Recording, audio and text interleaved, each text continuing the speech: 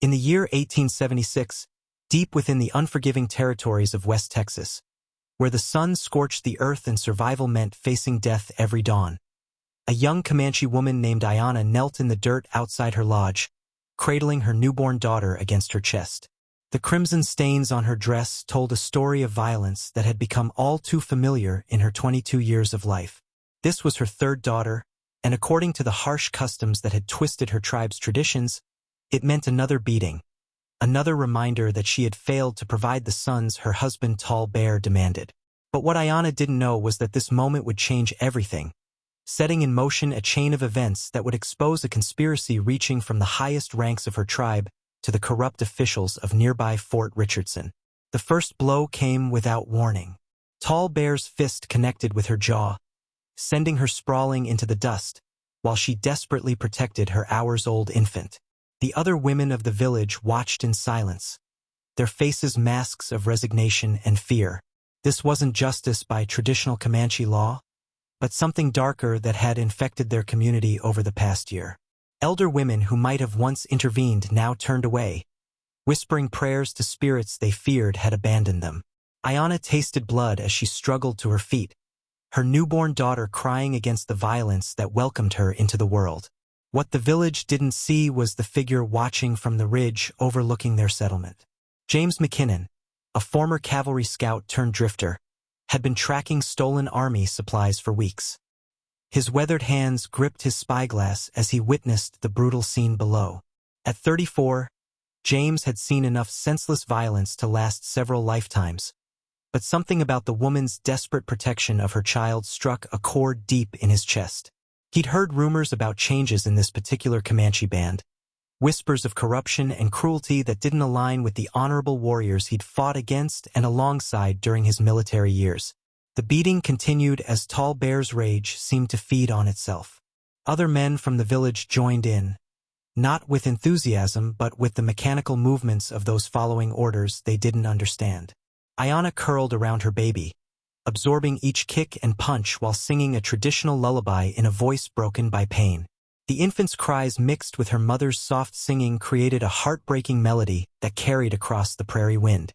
This wasn't the Comanche way that James remembered from his years on the frontier. Something had poisoned this community, turning proud warriors into something unrecognizable.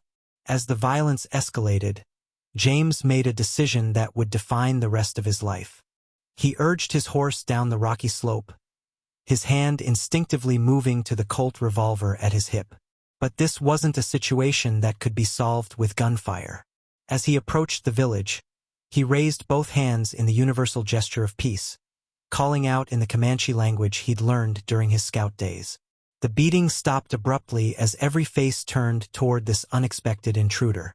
James felt the familiar tightness in his chest that came before a potentially fatal confrontation, but he kept his voice steady and his movements slow and deliberate. Tall Bear stepped forward, his bloodied knuckles catching the afternoon sunlight. He spoke in rapid Comanche, demanding to know why a white man dared enter their village uninvited. James responded carefully, explaining that he sought no trouble but could not stand by and watch an innocent woman and child suffer. The translation felt inadequate for what he was really trying to say, that some things transcended the boundaries between their peoples, that protecting the vulnerable was a universal truth that connected all honorable men regardless of their heritage. The tension stretched like a bowstring as warriors reached for their weapons and James remained perfectly still, knowing that one wrong move would mean death not just for him, but likely for Ayanna and her child as well. But then something unexpected happened. An elderly woman named White stepped from the crowd, her aged face bearing the wisdom of someone who had lived through decades of change and conflict.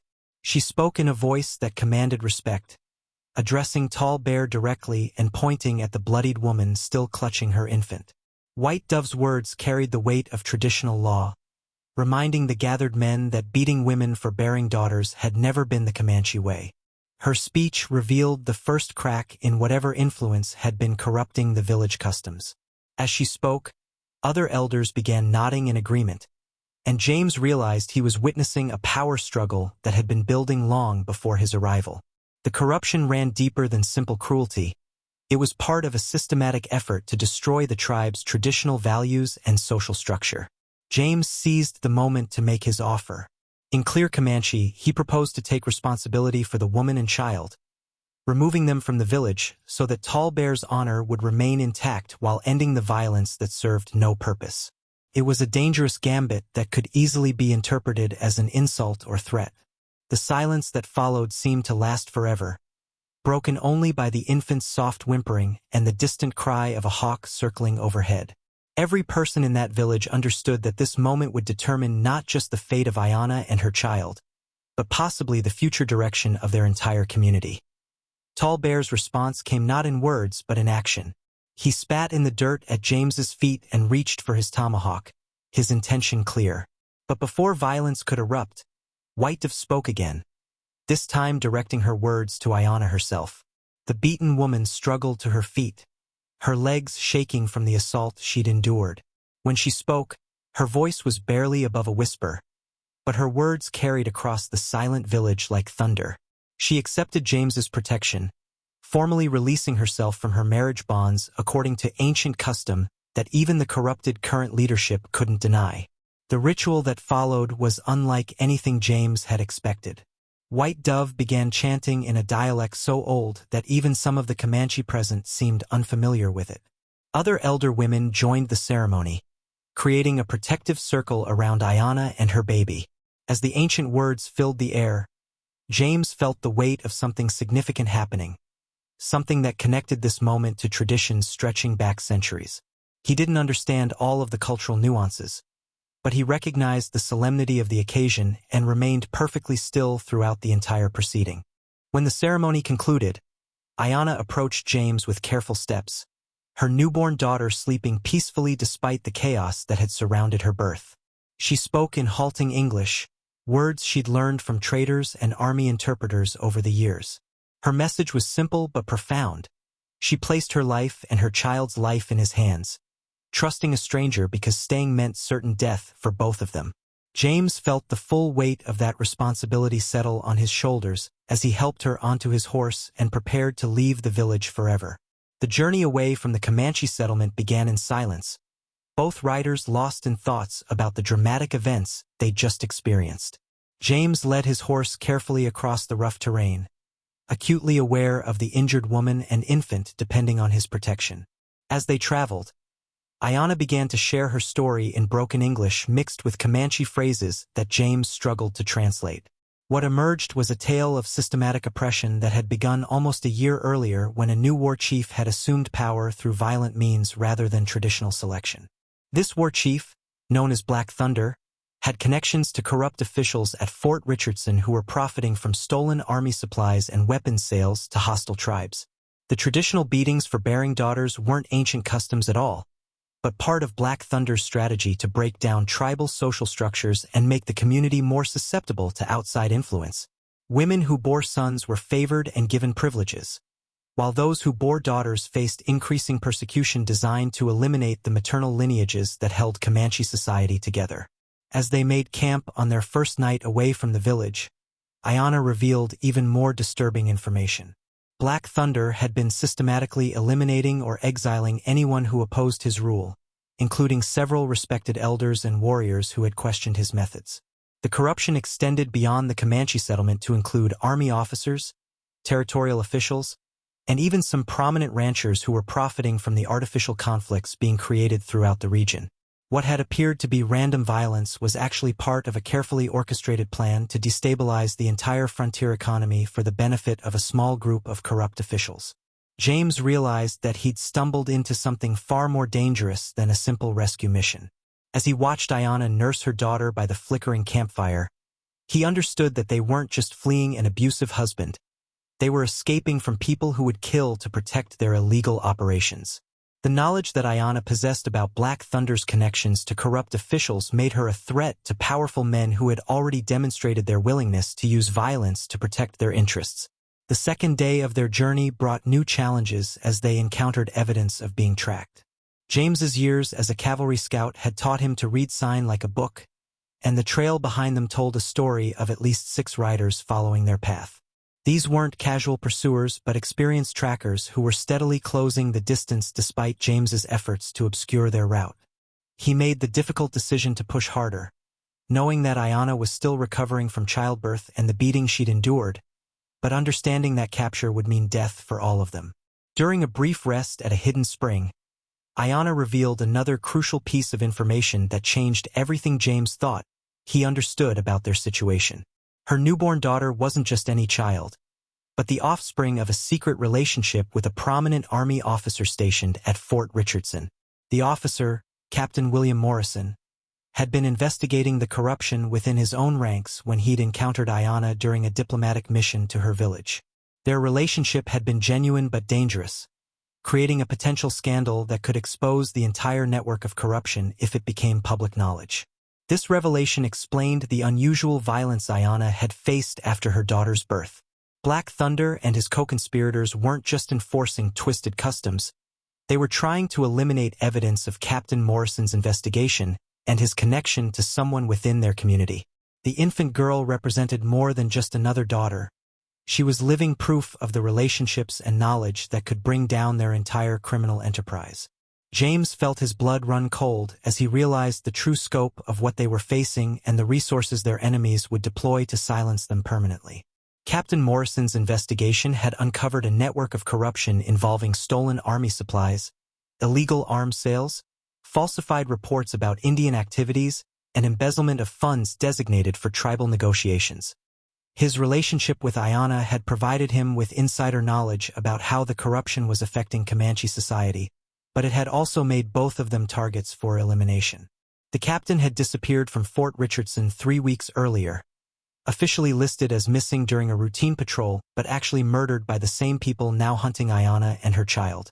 As they prepared to resume their journey, James made a decision that would define everything that followed. Instead of simply fleeing to safety, he chose to turn toward Fort Richardson and seek out the evidence that Captain Morrison had gathered before his disappearance. Ayanna initially protested, understanding the dangers better than anyone, but James explained that running would only postpone the inevitable. Their enemies had too many resources and too much at stake to ever give up the pursuit, and the only chance for survival lay in exposing the truth about the corruption that had destroyed so many lives. The approach to Fort Richardson required all of James's skills and experience as they navigated through territory controlled by their enemies. They traveled at night when possible, hiding during daylight hours in caves, abandoned buildings, and dense vegetation along creek beds. Ayanna proved to be remarkably resilient despite her recent injuries and the challenges of caring for a newborn while constantly moving. Her knowledge of the local terrain and the customs of various tribal groups they encountered proved invaluable as they made their way toward what they hoped would be either salvation or final confrontation. On their third night of travel, they encountered an unexpected ally in the form of Sergeant Michael O'Brien, an Irish immigrant who had served under Captain Morrison and suspected the truth about his superior's disappearance. O'Brien had been conducting his own investigation and recognized Ayanna from descriptions in Morrison's private journal. The sergeant revealed that he'd been trying to gather evidence to expose the corruption, but lacked the crucial insider knowledge that only Ayanna could provide about the conspiracy's reach into Comanche territory. Together, they developed a plan that was both audacious and dangerous. Using Ayanna's knowledge of Black Thunder's operations and O'Brien's access to Army records, they would document the full extent of the corruption network and present their evidence to territorial authorities in Austin who were presumably beyond the reach of the local conspirators. But first, they needed to recover Captain Morrison's hidden evidence and survive long enough to get their information to people who could act on it. The search for Morrison's evidence led them to an abandoned trading post where the captain had maintained a secret cache of documents and correspondence. What they discovered exceeded even their worst expectations about the scope of the corruption. The conspiracy involved not just local officials but extended to territorial politicians, federal bureaucrats, and prominent businessmen throughout Texas and beyond. The illegal profits from their operations had been used to purchase political influence and official positions, creating a self-perpetuating system of corruption that touched every level of government and society. Among the documents, they found Morrison's final report detailing how the corruption had systematically destroyed traditional Comanche society, turning proud warriors into criminals and forcing honorable people into impossible situations. The report included specific evidence about stolen army supplies, falsified battle reports, murdered officials who had threatened to expose the truth, and detailed financial records showing how profits from illegal activities had been distributed among the conspirators. But their discovery came at a cost. Black Thunder and his associates had finally tracked them to the abandoned trading post, surrounding the building during the pre-dawn hours when resistance would be most difficult. James counted at least 12 attackers, including several army deserters and corrupt officials who had too much to lose if the truth came to light. The siege that followed would test every skill and resource they possessed while determining the fate of everyone involved in the conspiracy that had corrupted an entire region. The battle for the trading post began with a demand for surrender that James answered with gunfire. The infants' cries mixed with the sound of bullets splintering would as Ayanna took shelter in the most protected corner of the building, while the two men prepared their defense. O'Brien's military training and James's frontier experience complemented each other as they made every shot count. But they were vastly outnumbered and facing enemies who understood that capture wasn't an option since too many secrets would die with them. As the siege continued through the morning, an unexpected development changed the entire situation. White Dove and a group of traditional Comanche warriors arrived at the trading post, having followed Black Thunder's war party to prevent what they correctly suspected would be a massacre of innocents.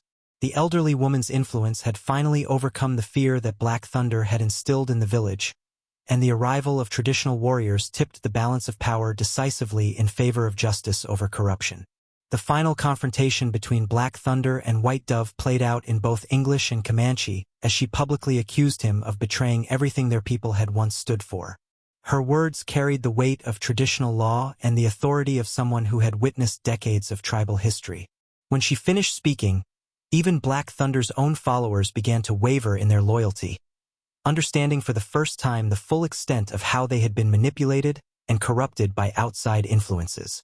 The resolution came not through continued violence but through the arrival of federal marshals who had been dispatched from Austin after receiving preliminary evidence that O'Brien had managed to transmit through Army telegraph channels. The marshals' arrival triggered a wave of arrests that extended far beyond the immediate participants in the siege, reaching into the highest levels of territorial government and military command.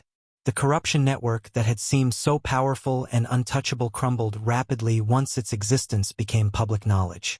In the aftermath of these dramatic events, Ayanna found herself in a unique position as both a witness to corruption and a bridge between two cultures that had been artificially divided by the conspirators' manipulations. Her testimony helped ensure that justice was served, while her knowledge of traditional Comanche customs aided in the restoration of legitimate leadership within her former community. The infant daughter who had been the catalyst for so much violence became a symbol of hope for healing the wounds that corruption had inflicted on everyone involved. James discovered that his spontaneous decision to intervene in a moment of violence had led to the exposure and destruction of one of the most extensive corruption networks in the history of the American frontier. His actions saved not just 2 lives but potentially hundreds of others who would have suffered under the continued reign of Black Thunder and his associates.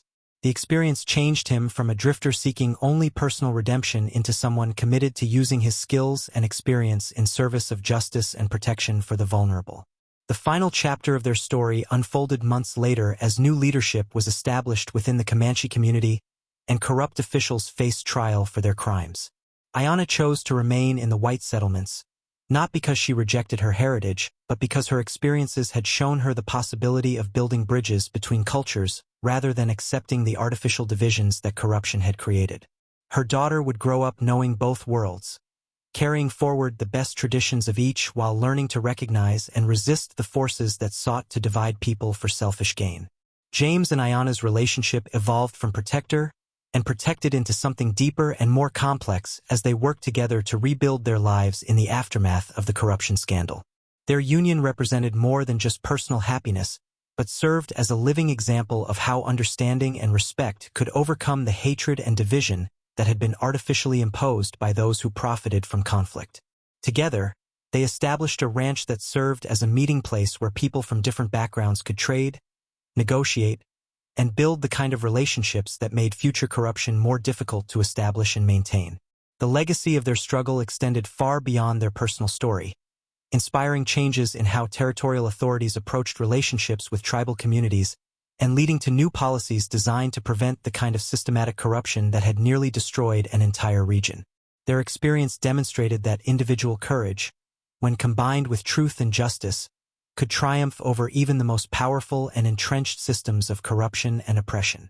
Years later, as Ayanna watched her daughter play with children from various cultural backgrounds, she often reflected on that terrible day when violence had seemed to be the only option available to them. The transformation from that moment of despair to their current life of hope and possibility served as a reminder that even in the darkest circumstances, the human capacity for courage, compassion, and positive change could overcome the forces that sought to divide and destroy communities for selfish gain. The sun was setting over their ranch 15 years later when Ayanna found the old leather journal hidden beneath loose floorboards in what had once been Captain Morrison's quarters at the abandoned trading post.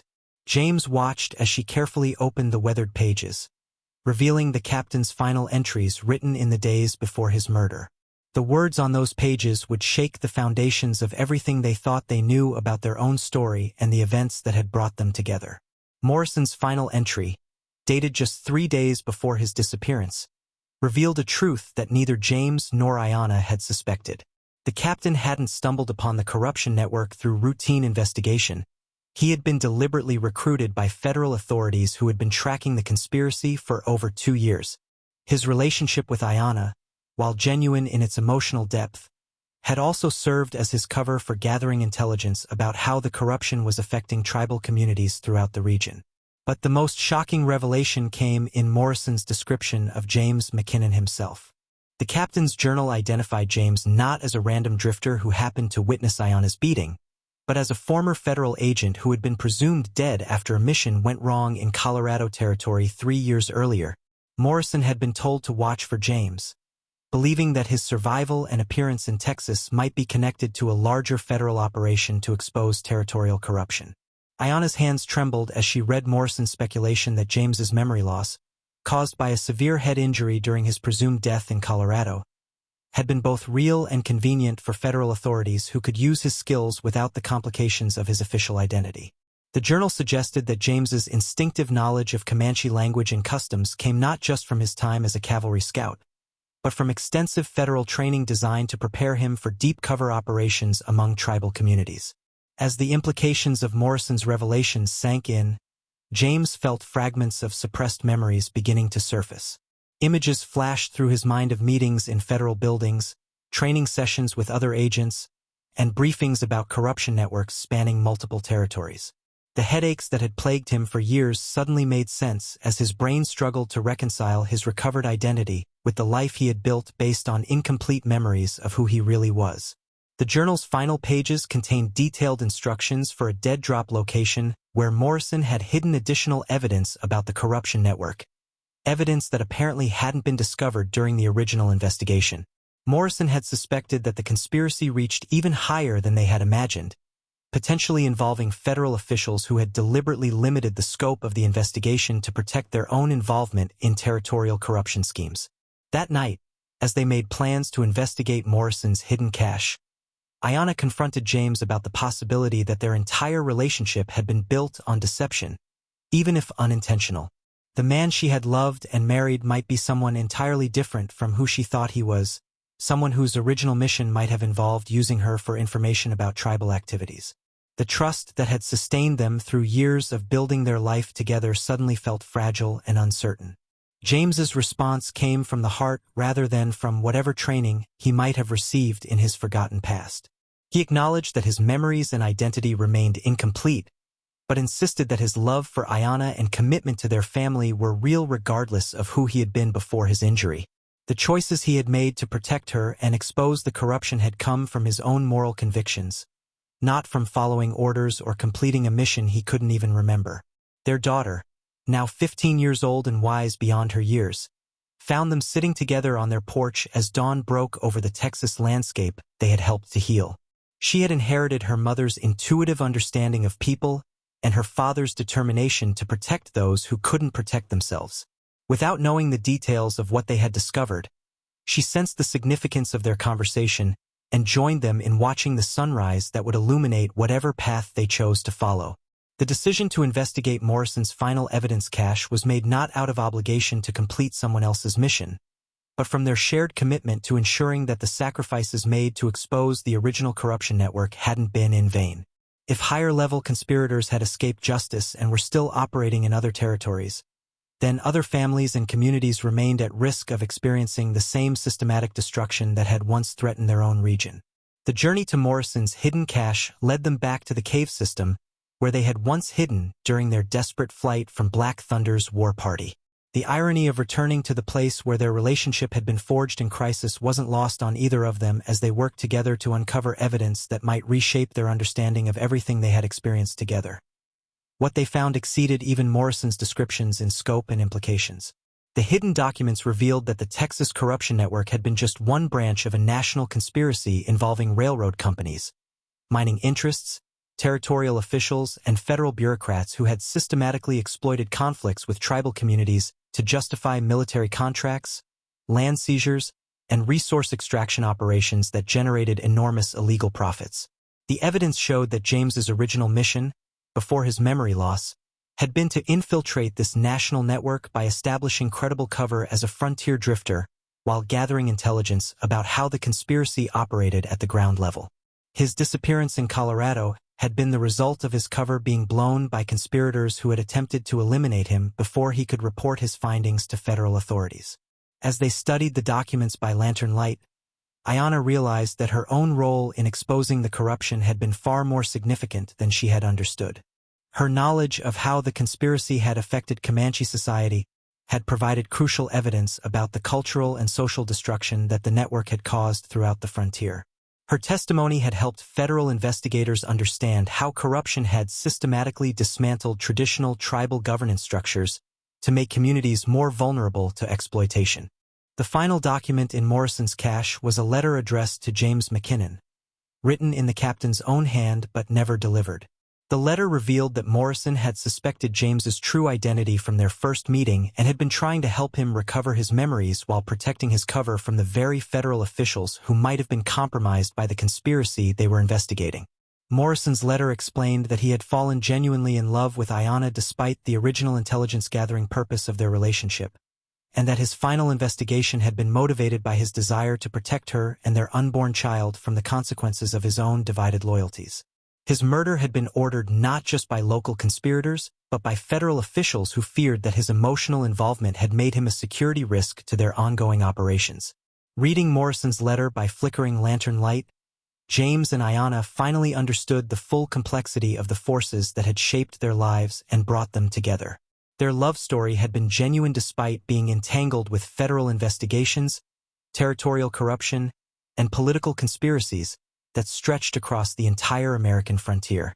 The truth of their relationship lay not in how it had begun but in the choices they had made to protect and support each other regardless of external pressures. As they prepared to leave the cave with Morrison's evidence, James made a decision that would define the rest of their lives together. Instead of turning the documents over to federal authorities who might be compromised by the same corruption they were investigating, he chose to destroy the evidence and walk away from whatever mission he had been assigned before his memory loss. His loyalty belonged to his family and community, not to government officials whose own integrity remained questionable. Ayanna supported his decision, understanding that their survival and happiness depended on their ability to create their own destiny rather than allowing themselves to be used by forces beyond their control. They had already played their part in exposing corruption and achieving justice for their community. The rest of their lives belonged to them and to the family they had built together through their own choices and commitments.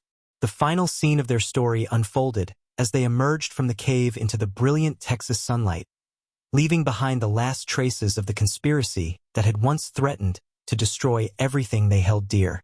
Their daughter waited for them with the horses, ready to return home to the ranch where they had built a life based on love, truth, and mutual respect rather than on the deceptions and manipulations that had characterized so much of the world around them.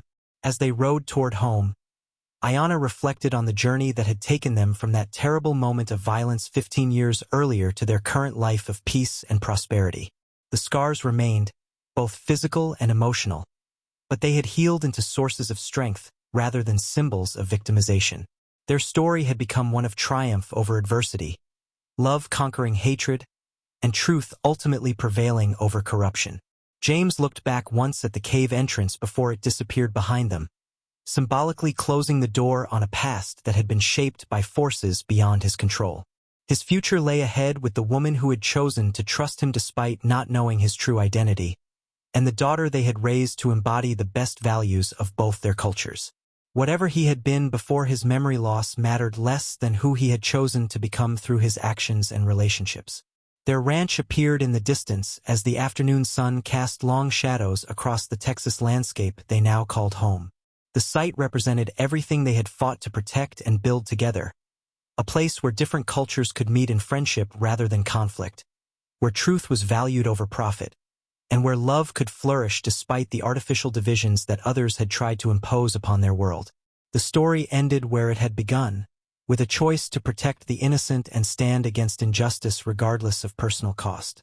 But now that choice was made not from desperation but from strength, not from fear but from love, and not from duty but from the deep satisfaction of knowing that their lives had contributed to making their corner of the world a better place for everyone who would come after them.